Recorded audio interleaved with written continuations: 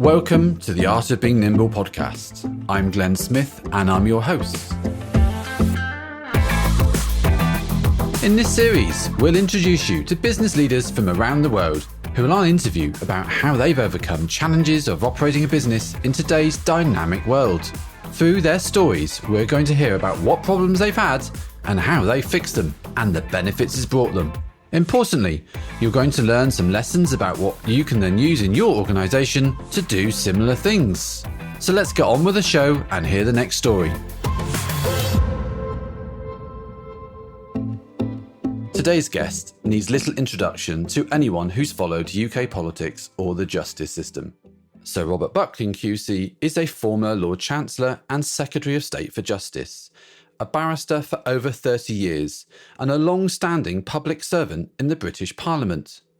He's also spent time as a senior fellow at Harvard, exploring the intersection of technology, digitisation and justice, bringing a global and deeply considered perspective to some of the biggest questions AI raises. But this isn't a thought experiment about tomorrow's tech. It's a conversation about the legal and ethical pressures businesses are already facing, often before they realise it, as AI tools move from novelty to necessity. AI isn't just changing how we work, it's changing what we're accountable for.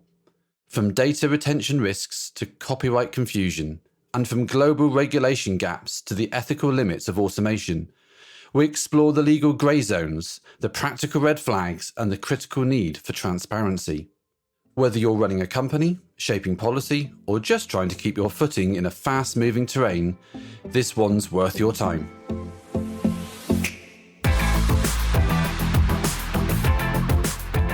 Robert, welcome to the Art of Being Nimble. Thank you for joining me today. Well, thank you, Glenn. It's a pleasure to be with you. So we're going to talk about AI today, and specifically sort of the lens of what business should be thinking about. I was reflecting on this before we started talking, and I know there's a lot of noise in the press about AI, some of it bathed in reality. There's quite a lot of alarming news out there as well. But it's clear that business can't ignore AI. This is not a technology change that's coming like moving to the cloud of days gone by. And whether business knows it or not, the legality systems of around the world are beginning to pay attention to this and are looking to construct a new way of working that supports the population and business as well. But I was thinking, before we jump to what maybe the future looks like, maybe we should start with today.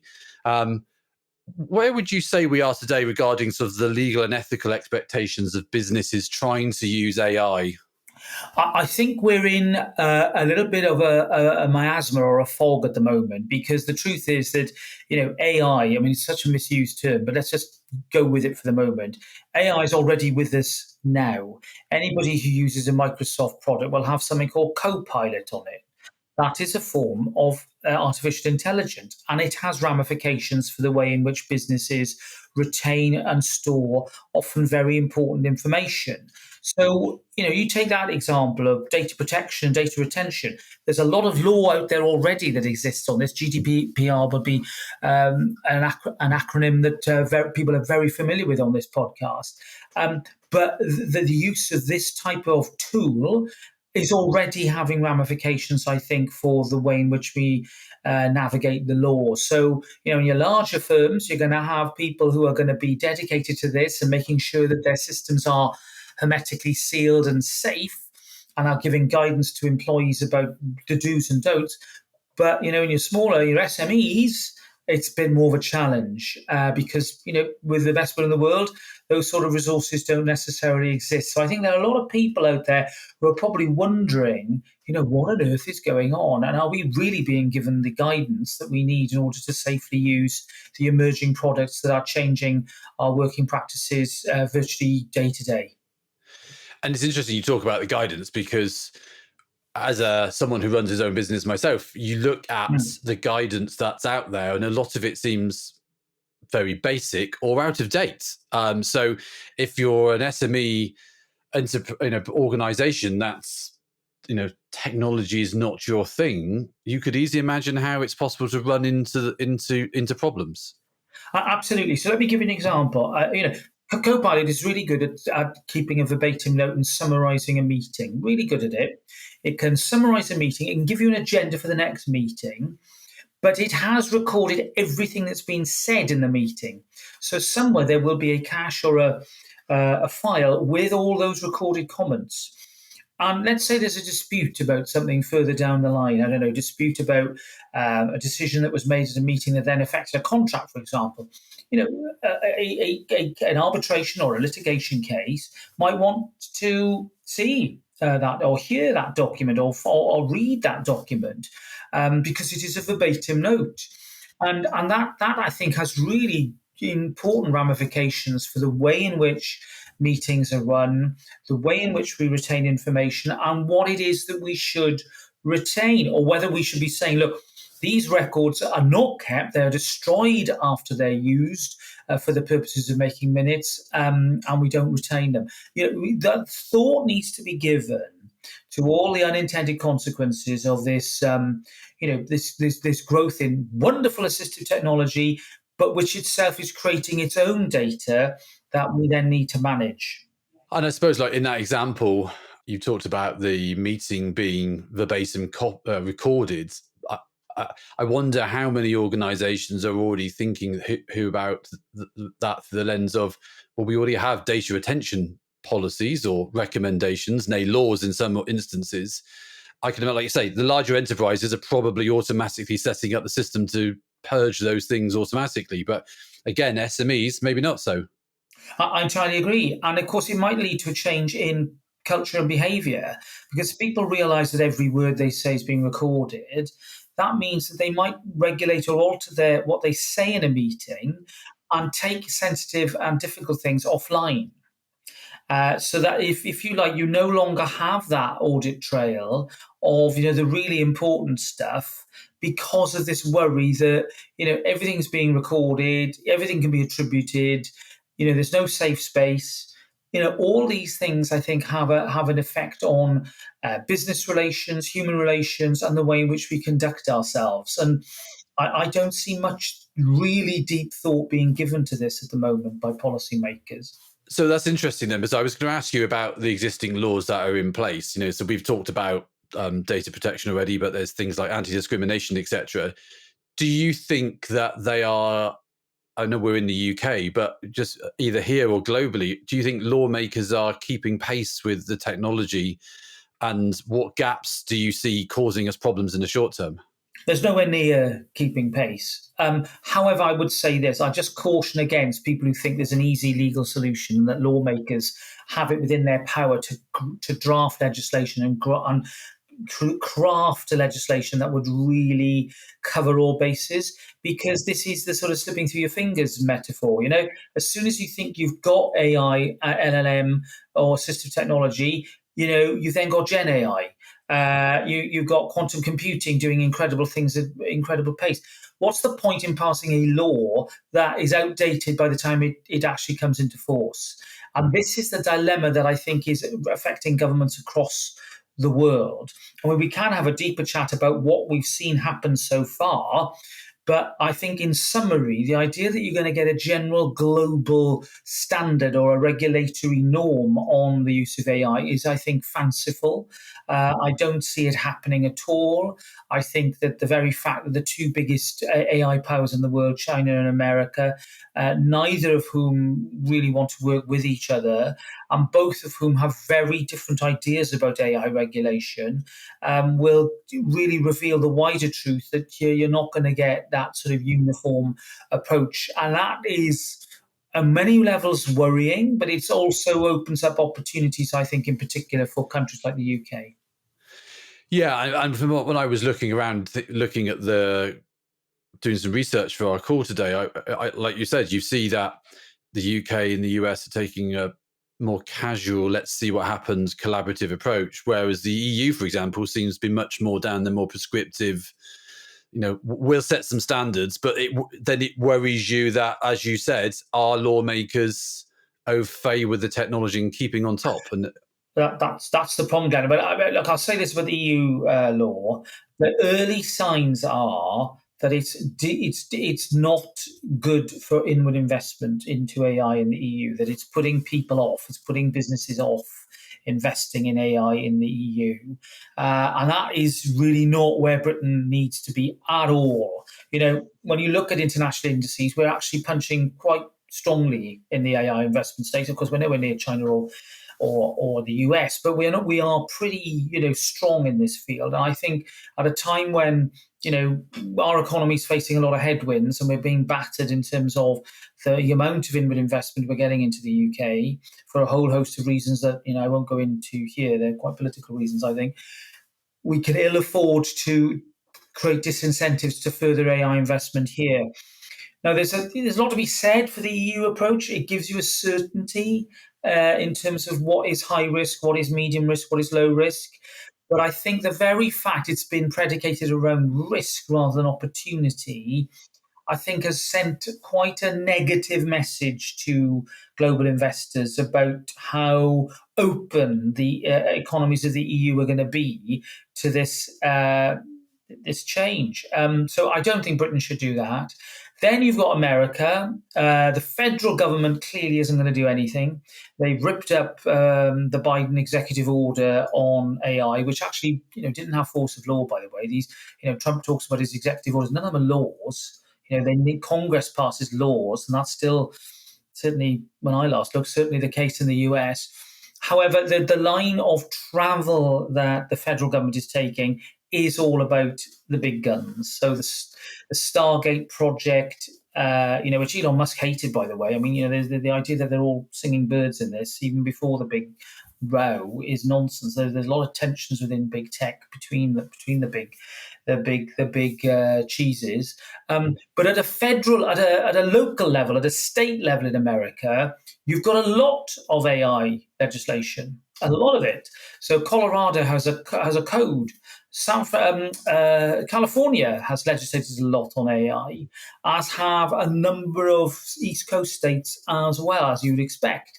However, here's the thing. There is a bill, I think, that is currently before Congress that, if passed, would remove any enforcement powers from any state legislation in regard to AI. So what they're trying to do at that level is to neuter the effects of AI regulation. Now, whether it gets passed, I don't know, but it's interesting to see there's quite a clash between state and federal government in the US, which is going to be the status quo for the next couple of years, I think. Which also is probably not going to help with their investment themselves, because again, if you've got deep pockets and you're looking to invest in AI, you want some level of certainty. You've got so much uncertainty already in the market because of AI being a new technology, and who knows what tomorrow is going to bring.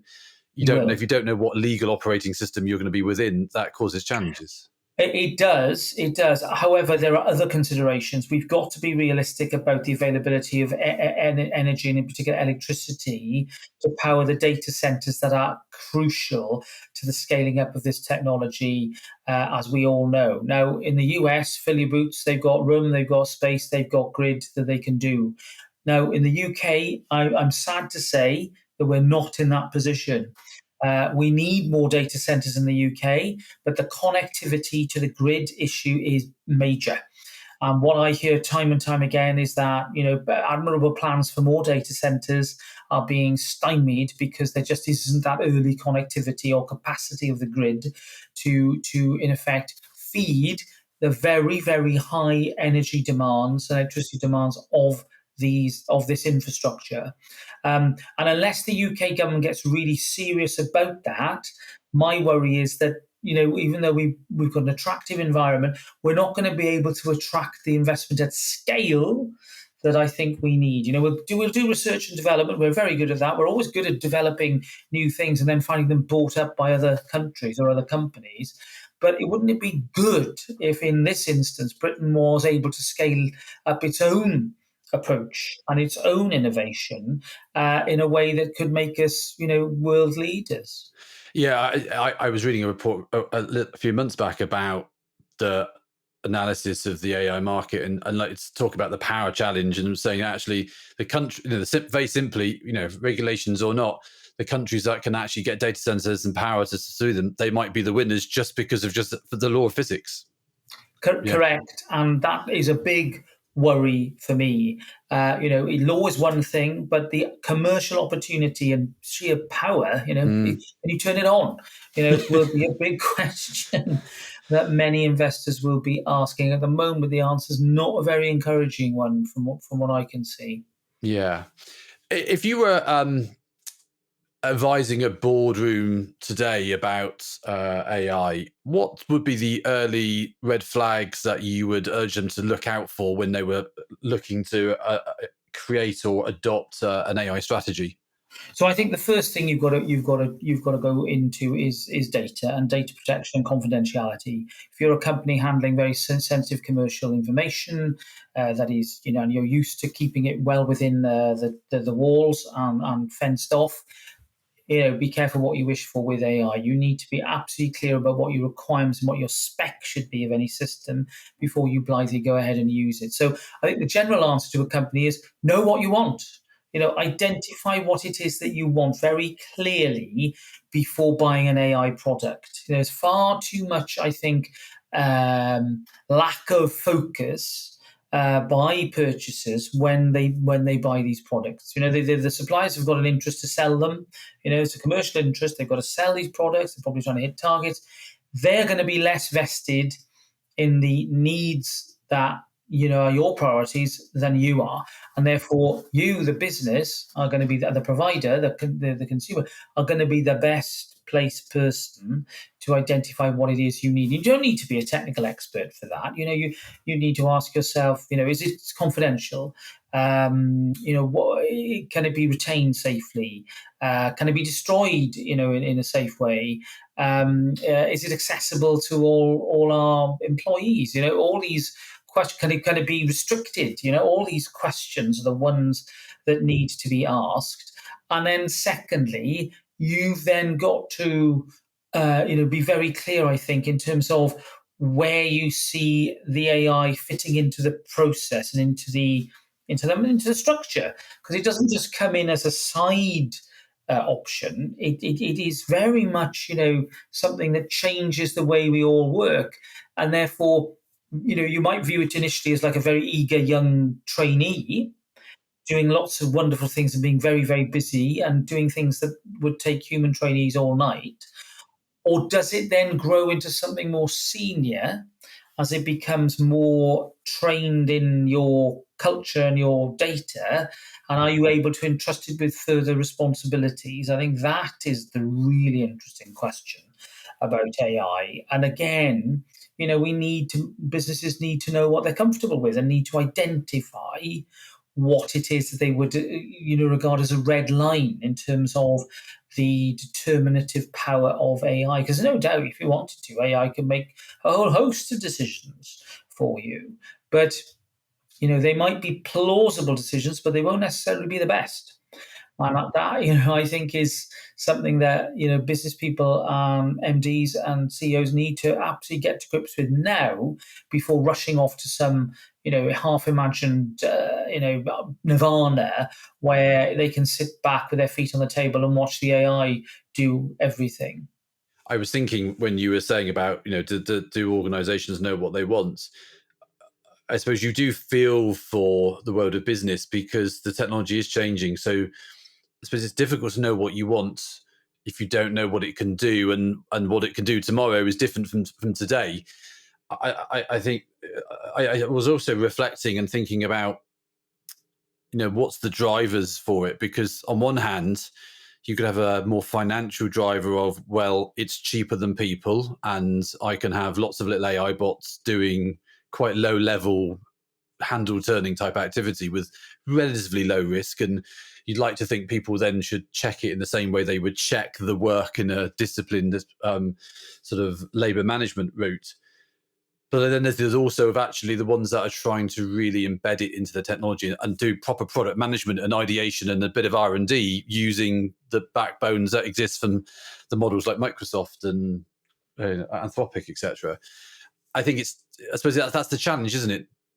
How much do organizations in the current world even know what they need to do or what they want? That's absolutely right. I think my advice would be to take it, ironically, in this fast changing tableau, to take it actually quite slowly and deliberatively and say, okay, we need some help with clerical and administrative support. How can this technology do this for us? How can it record things? How can it summarize meetings that would take secretaries and others many, many hours to do? And does it then mean that therefore, our clerical and administrative support can be reconfigured, and people can either be let go of or redeployed to more frontline business development, actual generating business roles, which I think is really what most businesses want. They want to be free of form filling and box ticking. Yeah. They want to be out there selling their products or making their products or, getting to market with their products. And therefore, I think that's the place. That's the most obvious place to start. And then, see if that breeds confidence and people are happy with it, what is the next set of tasks that it could perform? But take it in a structured way. Don't just buy a product and then expect it to do everything. That therein lays the way to disaster, I think. It's because there hasn't been that thought as to exactly what it is you want the systems to achieve, rather than this sort of general sort of vague, AI is going to save me money, which is what you hear all the time from not just business but from government in particular, in a very blithe and superficial way. They talk about AI. Oh, it's going to, we're not going to need all these civil services going to do everything. No. If they're talking like that now, then I'm afraid they're going to let a lot of people down, over the next few years, because I just don't think that is a genuine or honest representation of what actually the effect of AI is going to be. It's going to be hard to imagine what the future is going to look like. I'm just thinking about the evolving legal stance, and we touched on it earlier about how there was some substantial differences globally. We talked about a boardroom, but if you were thinking about there was an AI startup or a tech startup, like I say, we're in the UK, we're very good innovators. If we were doing innovation and using AI as the backbone for that, what advice would you give that startup that's to try to stay ahead of the regulation, mindful that the technology is a moving beast, but so is the legal systems that it's trying to operate in? Well, look, this is a difficult one because no two startups are ever the same. Yeah. They operate, their products that they bring to market often in very different, ends of it, and will be affected by different pressures and, either a lot of regulation or, as is often the case in new products, none. Well, obviously you need to get your patent sorted out, and make sure that you've got your trademark and it's yours. And there's another story about copyright and patent law, by the way. I mean, this is another frontier area where AI is clashing with the law, in that what you do with something that's entirely machine generated. Is it the product of a human creator, and therefore does it attract copyright, or should it not? And that is an argument that the British government is having to deal with now, in terms of coming up with a policy on the way in which large data companies can mine data. Do you opt in or do you opt out? I mean, I parenthesize on that because it is important, because it illustrates, I think, some of the what I call AI adjacent laws that will be relevant in this situation. So I think, look, my view is any advice I give is it could be an inhibitor. I don't think we want to inhibit our innovators, but I think they would benefit from knowing and understanding and identifying what the gaps in demand are and what actually is missing from the landscape. Yeah. And then working out, well, look, if there's that gap, this is what I can design to fill that particular gap. And then, operating on that basis, I think that the trouble for many innovators in this area is that if they're thinking it's an amazing idea, somebody somewhere else, halfway around the world, has probably had the same thought or might be further down the road with it. And you just don't know, do you? If you, invent the most brilliant product in the UK and then find somebody's invented something in Indonesia for a tenth of the price, we all know what's going to win. It's like VHS and Betamax, isn't it? It's similar arguments, but now a radically different world from 40 years ago. So I think my advice to entrepreneurs is, if you found a product you think is good, well, work out, what its genuine utility is going to be before you plow in. Is it actually going to serve any interests? And probably you need to be surveying and asking businesses, about whether the product or whether the proposal or the idea is something that would make a difference to their work. Yeah, I think you're touching on a point I spend a lot of time with organizations with, is helping make sure they truly understand the problem they're trying to solve, Yeah. rather than I've got a product, let's looking for a problem to fix, which is generally how people who don't buy anything because it doesn't fix their problem. Yeah.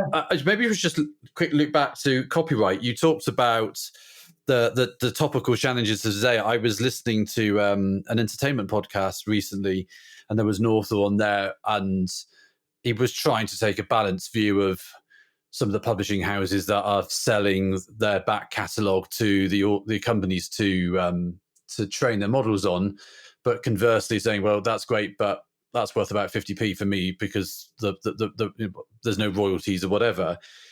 But I was thinking about also then the copyright you talked about. Well, if it was written by AI, and I think there's a lot of tools, and we mentioned Copilot, but there's things like Grammarly and things like that I like using, that helps me improve my writing to make sure that my spelling and grammar are better than my ability. And so, is it my work or is it their work? So I think the answer to that is there. If you're inputting something, it's really a combination, isn't it? And I think you can claim it's an original creation with a human. You've started it. You've asked the question. If it's an entirely automated situation where no human has asked any question, it's just come up with it. Well, it's a very different thing. Let's say, a particularly active, hyperactive AI system decided overnight to create a 3D model of the Venus de Milo, or whatever it might be. Or something that looked a bit like it but wasn't quite like it. Who actually created that? The machine, you would say, wouldn't you? Because no human had asked it to do it. It just thought it would be a good idea. That day will come. That day is going to come.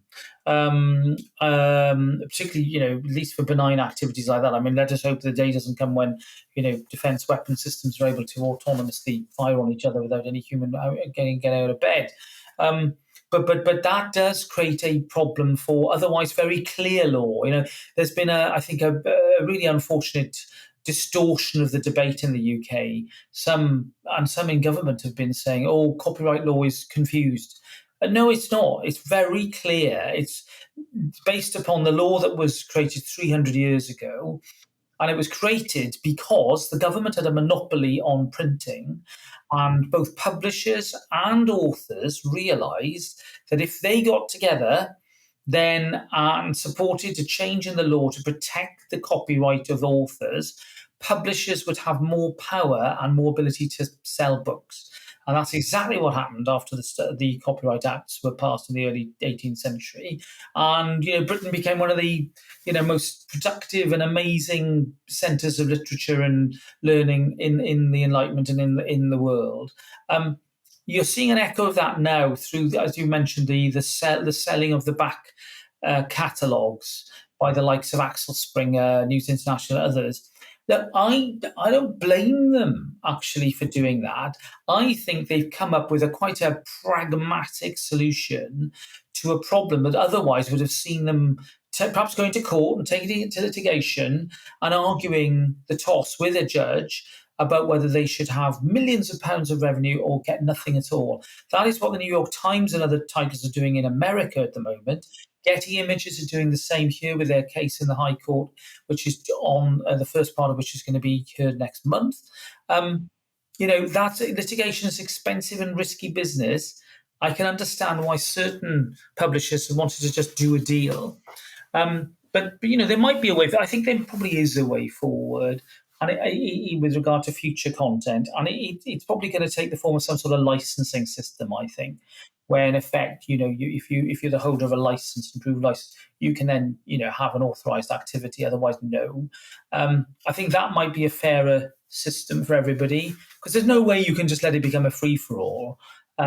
Because the creative industries and artists and others, I think, are absolutely right to ask the questions they're asking about the future of their livelihoods and the lack of transparency that surrounds the creation of many of these data sets. And in fact, in the last few weeks, some of you listening will be aware of a big row in Parliament between the Commons and the Lords, where the Lords keep on what we call ping-ponging the copyright, not the copyright, but the data access bill back and forth on this very issue about transparency of data sets. And the government just won't budge because they say it's the wrong bill. But then the Lords, through some very effective crossbench peers, that's peers without a party affiliation, supported by some of the opposition parties, are making a very strong case for transparency at the moment. And I think it's quite an interesting illustration of, the AI law war, which is already happening before our eyes. And what do you think, in that particular instance, what is it that the government doesn't like about that compared to what the Lords are trying to achieve? I think the government, first of all, genuinely thinks it's the wrong bill. Well, tough. I mean, that often happens. I've been government. I've sat there, making those points about bills with inappropriate amendments. But the amendments have been ruled to be what we call within the scope of the bill. So they're not totally irrelevant. They've been passed now by the Lords on at least 4 occasions. It's now getting really white knuckling down to the wire on this. I suspect that ultimately the Lords will give way because they're an unelected chamber. But the problem for the government won't go away because they're managing through all of this to make enemies of the major newspaper titles here in the UK and people like Elton John. I mean, that's not a great coalition to have up against you. You don't want the editors of the Daily Mail and Elton John and national treasures telling you that you're wrong. And therefore, I think at some point the government's it's got to make its mind up about the copyright future. Does it allow an opt-out where companies have to say, no, you're not going to have my data, or do you then make an opt-in system which puts the onus on big tech? It's going to upset somebody, isn't it? And at the moment, they seem to not want to upset big tech for fear of losing investment into the UK. That's what I think is behind the government's reluctance to commit itself. Yeah, and it feels like it's a bit of a balance. There's a lot, like I say, with the amount of investment in this space is huge, particularly from big tech. So you don't want to annoy them, but conversely, having that equitable solution. And I suppose it's tricky, if you're a rights holder today, like News International or a publisher of books or something, you do want to protect your asset, but that's your business. So it feels like that there's a dance going on at the moment for regulation to, I want to say catch up. I don't know if they catch up or at least accommodate. Well, I don't know what the right term is really, but there was something you were talking about earlier that made me think about the trust element of what's going on and how we sort of think about, well, there is a technology element, there's a legal element, but there's a societal issue of how we as the population, as the receiver or, being impacted by decisions, yes. What this means as well. So I know you've spoken a little bit before about the limits of automation and that there should be some human judgment in the line in that process.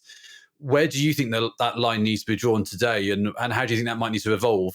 Okay, I think that's a really important question. Societal acceptance of the use of AI, consent, and informed consent is what I talk about a lot of the time.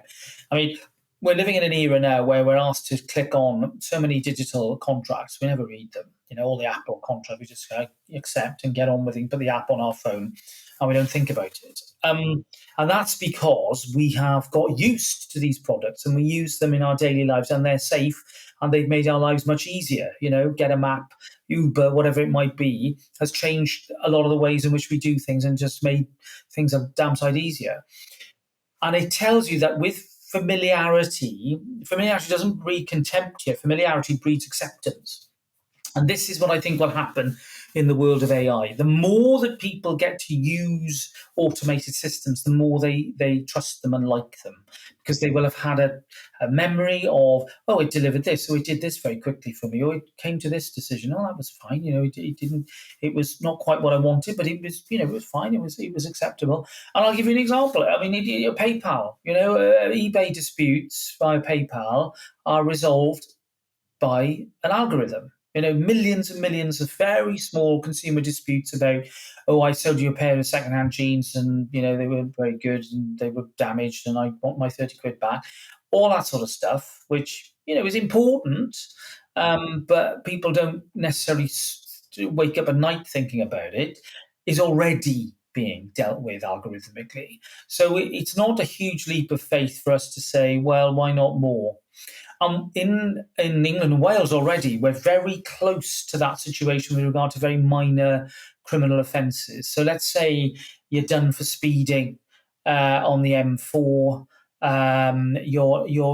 It's an offence, but they're not going to want to take you to court to disqualify you. You've been asked to pay. First of all, identify it's you. You pay the fine. That's already done online. It is supervised by a human magistrate. They're checked in terms of the processing and then dealt with very, very quickly. But we're only a step away from entirely automating that process so that there's no human involved at all. It just goes through the system. Now, I think that with some checks and balances in it, that could work. What would go wrong is if we just said, oh, well, there we are, devolve and forget now, you get on with it. And, then later down the line, we find that one particular speed camera has been really, really hyperactive. And the poor people of Reading East or something find that they're getting, fined for everything under the sun. Whereas if you're a little further west in sunny Swindon, the land of plenty, as you and I know, you're not getting the same treatment. Now, that sort of algorithmic sort of capriciousness needs to be checked, I think, and there needs to be flagging and systems within that type of process that prevent that sort of trend from happening. I think if you take it up the line, let's say you're not in court for a parking infringement, you're in court on trial for a violent case in which you might end up in prison, or you've gone to court because you want your kids and you don't want your ex-partner to have the kids, and therefore life-changing decisions are going to be made by the court. I still think that the human element is going to trump any, no pun intended, any AI involvement. That's not to say that you can't have a hybrid system. So you could have a system where the judge is assisted by an AI clerk, which can do some of the admin, well, all the admin, frankly, and even a bit of research, maybe. But that all needs to be transparent and understood, and that it can all be explicable. And I think the key thing is with all of these automated decisions, you need to know why they made the decision. So it's got to be a bit of reasons. And the technology is there to do this. I don't buy this stuff that it's always going to be a black box. It can be done. And two, that you can challenge them. So if you're not happy with the decision, you can appeal it. So if you've got that type of ethical framework in mind before you design and roll out the systems, then I think that certainly in the field of justice, which is my area of expertise, I think it's entirely possible and probable that we will start to see automated decision making in the next few years. Well, that's interesting. I was just thinking when we, through the lens of trust, you were talking about how a judge may have a AI clerk. If you've got someone who's reading through a lot of papers and summarizing that, each party in that disagreement, that's, like you say, whether it's a family dispute or whatever that's come to that point, each party is going to want that clerk to be representing the facts as facts and not putting any spin or interpretation on it. And I suppose, I don't know, humans do that already. So we're already fallible, and AI does mirror us to a certain degree. So, well, this is the problem with AI, because at the moment, some of the large language models have built-in biases. The evidence is on some LLMs, particularly those involved in probation decisions, that it does discriminate against Afro-Caribbean people, and that you do have a race bias in unverified and uncleaned data. So, there already are types of biases that exist out there. And there's also that wider question of bias, which is, it might be inadvertent, but if you've got a system that actually knows more about the trends within the court you are going to be appearing in, or you're going to be doing a case in, those with the better technology are going to be able to tailor their submissions and tailor their arguments in a way that might find more favour with the court. It's there is certainly, I think, a risk here that developers need to be absolutely aware of before they blindly roll out products that are then bought, unwittingly by court systems or by lawyers, and then used and then found to be wanting, a few years down the line. It comes to my mind of when you said about sort of thinking about the tool that's in place is almost like how people have always gamed the system. Whether it's how to get your website to the page number 1 on Google and whatever it is. Exactly. Like you say, it's like, we're up against it. It's no longer we're up against this judge today. Actually, we're up against this system. This is how we submit our documents in a different way, and we'll get a more favourable result. Exactly right, and that is a bias in itself, is it not? And it's understanding that sort of interplay between human instinct and an otherwise machine-led process that will open people's eyes to some of the risks here, as well as the opportunities that I do think AI gives. I mean, we have massive backlogs in courts in this country, as they do across the world. We've got to sort them out. It's all very well people saying we need more judges and more lawyers. They don't exist. What we need is more automation to just cut through, literally cut through the crud and just, get these cases either ready for trial or even resolved if that is the informed consent of the parties involved. If you're, let's say you've got a fairly major, money dispute, it might be tens of thousands of pounds and you've got a medium-sized business. It's not going to destroy your business, but it's money you'd rather have in your account. Now, you might think, God, litigation, it's going to cost me an arm and a leg. It's going to take years, and I need the money now. Why don't I just do a quick and dirty dispute resolution, which isn't a court hearing, and get it done in an automated way? And already in a lot of commercial contracts, and particularly in the construction world, you've got these dispute resolution clauses built in.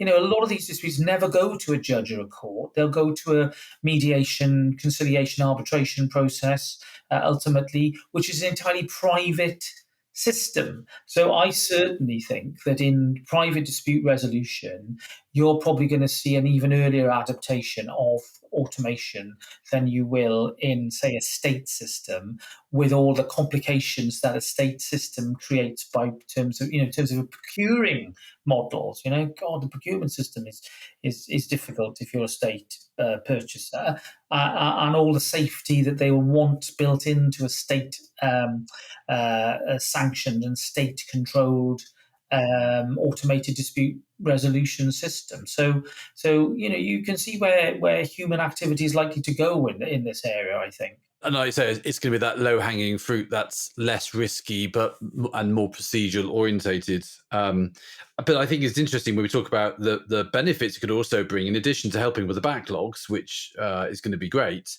But also there was some data I saw about a good few years ago now about some data regarding the judgments handed out to people about, and I can't remember which side of lunch it was, but depending on where you fell on the court schedule, you might end up with a higher, worse. The hungry judge scenario is what we call it. The hungry judge scenario. It's true. It's absolutely true that there's good data out there to suggest that lunch can affect outcomes. Look, what I'd say about, I've been a part-time judge myself. I've sat in the hot seat and made decisions. It's not a perfect system. We're human and imperfect. However, we are highly trained. We will have had years of legal experience. We will also, a lot of us, have a lot of court experience in looking at witnesses, hearing them, assessing their credibility. If that is indeed the role, because don't forget juries, of course, in a lot of serious cases will decide these things. How do you create an AI jury? That's an exam question for us to go away and think about. There's a sort of, I think, a trust there that the public will say, okay, well, he's he's a human like me. He's a judge, but he's made an ethical decision or a rational decision within a set of ethical norms. Yeah, might not be the decision I would have made if I was judge, if I was the judge, but it's understandable and it's within the ethical parameters of what is acceptable. And I think that sense of variability shouldn't be underestimated. I was doing a debate on this with the great Professor Cass Sunstein the other day at Harvard Law. And Cass, he's the man who helped write the nudge theory. Remember nudge theory? Yeah. He's an extraordinary man. But he was really lauding the need for consistency and uniformity. And I was saying, no, not a bit of it. In the law, you need that difference sometimes because that's how law was developed. And having those different outcomes and then challenging them and comparing them, that is how you develop case law and develop the law of the land in many respects. And therefore, uniformity isn't always the best thing, because what that can lead to is that the law starts to solidify or ossify, and then it doesn't develop in a way that it should do if it's going to reflect the changing state of our society and changing expectations and changing practices. So it was a very interesting debate. Yeah, I'm sure. I can imagine how, though, trying to get consistency requires you to codify what the rules are, and no one knows what every situation is going to look like. So it probably becomes a complete and utter rat's nest. Exactly. I mean, consistency of approach, fine. No problem at all. I have no issue with that. And in the UK now, England and Wales, we've got sentencing guidelines. They've recently been very controversial, but about ensuring consistency of approach. So you don't get a judge in Truro sending a burglar off on a community service order and a judge in Cardiff sending him to prison for 4 years. That sort of variability is not acceptable, I think, in a single system. And therefore, the machine undoubtedly will help with that.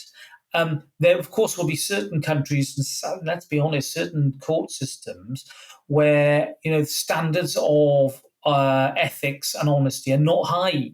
And for a lot of people in those countries, AI could be an incredible blessing.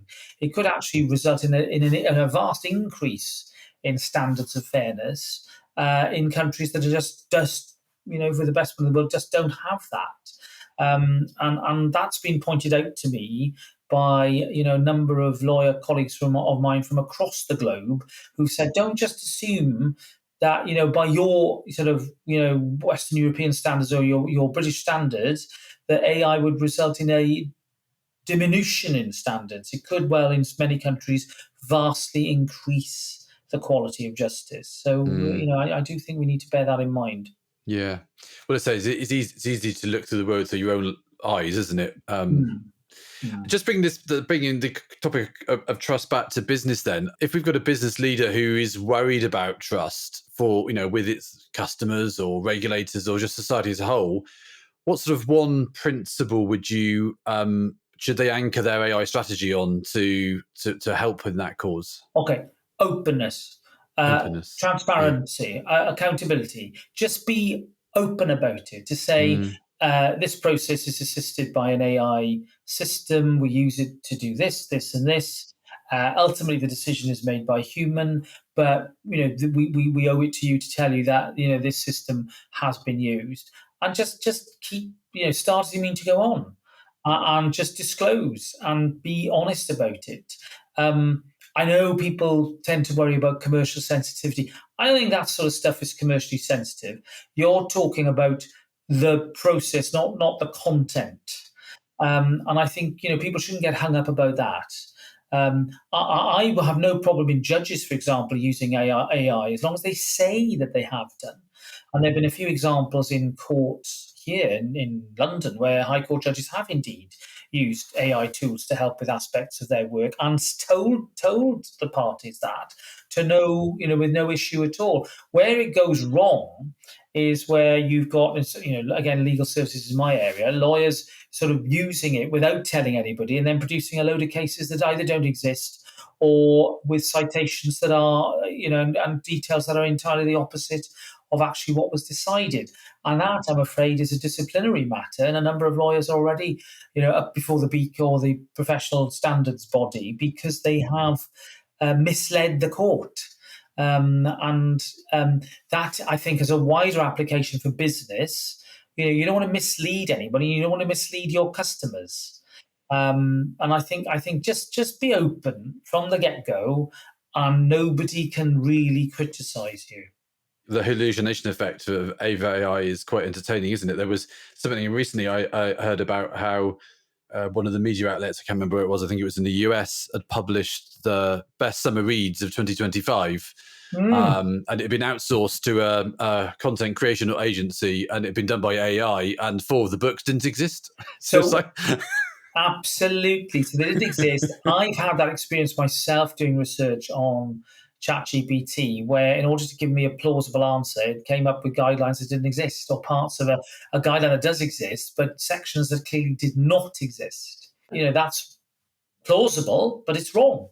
And therefore, I think with LLMs and hallucinations, the role of the human is to audit and to check and to go back and to challenge the model to say, well, that's wrong. If you challenge a model, it will then meekly admit its mistake.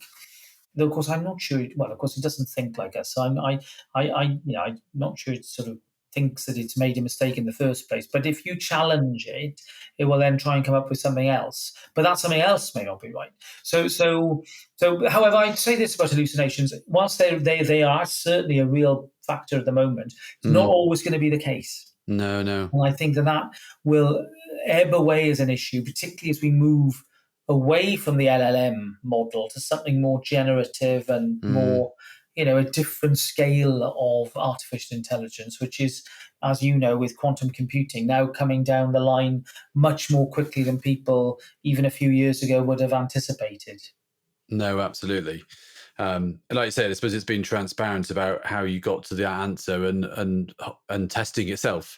We could chat for hours on this, Robert. I guess if we sort of start to think about closing this out, as someone who works in law and with policy and ethics, what gives you hope that we're going to actually get the solution to make this right, and that AI will turn out to be a force for good and society collectively? I have hope, because I'm afraid already we're seeing, as we've discussed, human salutary experience, mistakes being made, acting as warnings to the rest of us that this is what happens if you're careless. You could be disbarred, you could lose your job, you could be disciplined, you could be worse than that. You could have breached let's say an eager young lawyer starts tapping in all sorts of sensitive family information about their case into a large language model. You're breaching confidentiality already. That information is forever out in the public domain, and it might be very sensitive about a party to the case. Already in firms like mine, we are very strict about this, and we do not allow its use, the use of LLMs or open source models for any research based upon individual cases that we are handling. And we are very careful about even, going back to the beginning, using products like Copilot and making sure that they are, hermetically sealed as well. So I think that from the mistakes that we are seeing, and it's sad that there are consequences, human consequences for this, that we will then adjust our behaviour accordingly. Does seem an unfortunate trait of human history that we have to, have a few disasters first and mistakes before we then actually pull ourselves together and get it right. But I rather suspect that in this instance, that will be very much the case. Of course, there's one area where we can't afford mistakes, and that's in automated weapons and defense systems, which is why I suppose many of the lessons, and this is something that I think is familiar to those of us who are students of military history, many of the things that are developed in a military and defense setting then have a use in the civilian sphere. And I rather think that some of the ethical methods that are being deployed now in defence and the ethical barriers and considerations that are being deployed there will have a utility in the civilian space. So I think it's the modern equivalent of non-stick frying pans, isn't it? That was invented, non-stick material was invented for the lunar landings, and of course then became part of our everyday lives in our kitchen cupboards. Similar things, similar trends I think will happen in AI too. Okay, good. Well, let's hope for a positive future. But like you say, we might need a few lumpy bumps around the way to get humanity to pay attention. Robert, thank you very much for your time today. It's been a very entertaining conversation, and we could have spent hours and hours talking about all of these things. Thank you for joining me. Thanks, Glenn. Real pleasure. Thank you so much for tuning into the show. I hope you've enjoyed it. I know I've had fun making it. I'd be thrilled to hear your feedback or suggestions for topics you'd like me to explore. Email the show at podcast@nimbility.co. You can also check out all the other episodes in the series at nimbility.co/podcast. If you've enjoyed the content, it would mean a lot to us if you could subscribe and rate the show in your podcast app. Your support helps others discover the show and allows us to keep spreading the word. So until next time, thanks for listening.